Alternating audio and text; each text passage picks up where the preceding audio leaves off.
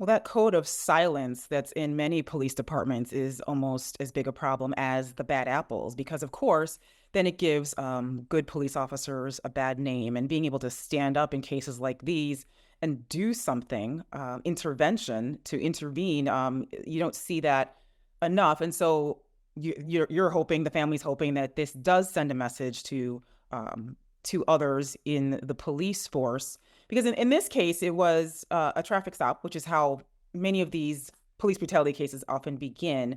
And then, can you describe a little bit about, I guess there was the run tax. Well, first there was excessive force, allegedly from the beginning, when they pulled him out of his car for almost running a red light, I believe is what happened, or speeding towards a red light. This is a 29-year-old FedEx worker, not, as you mentioned, not far from his mother's house. But he did end up running as they were brutalizing him on the ground. He got up and ran. Then, because of the running, they had to chase him. And then there's a description of sort of like, well, if you flee, that's when we really engage in brutality. Can you describe a little bit? It's like some of the officers involved testified against their colleagues. Is this something that was common with this Scorpion group, but not, maybe something that you see in other? You deal with this all over the country. Is this something you also see in other police departments? Well, it certainly seems to be this notion that if you don't comply with my command, then I can engage whatever excessive force I deem appropriate.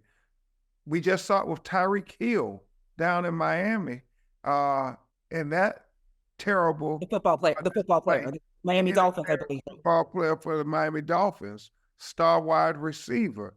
I mean, snatched out his car a lot like Tyree, and then they made him put his face down in the hot concrete in handcuffs with hundreds of people looking on for a speeding ticket. And that's what you see here with Tyree. It was an alleged traffic violation, even though we don't see video of any of the traffic violations. But at worst, it was a traffic violation. It should not end with a death sentence. And what was Tyre Nichols to do? I mean, he was getting beat down. He was being brutally beaten. And so he was able to break away. He ran. And for that there, you say, oh, we really going to beat you down now. And you see it escalates when they catch him. And that's what some of the police officers in Memphis said, we have a run tax. This run tax, if you run, we tax you, and we tax you severely. And it is what we believe a culture and a unwritten policy that was condoned to the very top of the Memphis Police Department. And that's why I think this verdict was important, that all of them was found guilty of some charges, and all of them were taken into custody. All of them went to jail.